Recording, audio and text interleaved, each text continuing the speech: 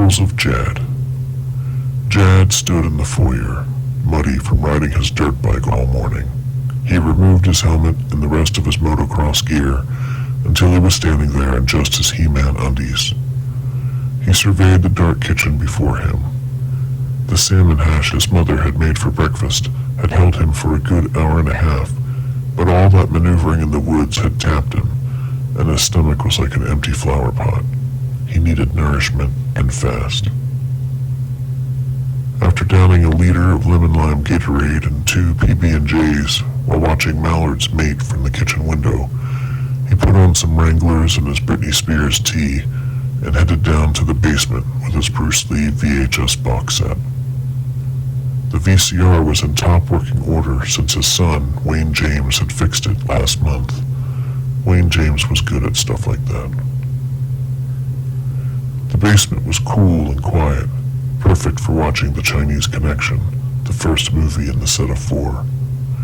He'd seen them all before, but liked to rewatch them about once every 2 weeks because he felt like there was something more he wanted to get from the films, a deeper meaning. First, though, he had personal time with the Top Gun issue of Mad magazine. He'd traded a makeshift manicure-turned-blow-dart kit for it in 4th grade.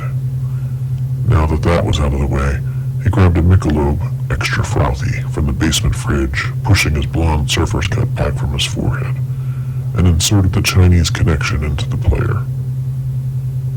He always forgot what it was that Bruce Lee died from. It was the same with Bob Marley. It was 1988, and they'd both been gone for such a long time already, but they had also been strong fixtures in mall poster shops throughout his youth. It just didn't compute.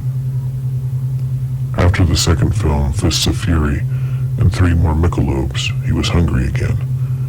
He decided an intermission was called for, and ordered an extra-large anchovy and red onion pizza, and 3 2-liter bottles of Coke, and garlic breadsticks, and some wings, using his son's credit card.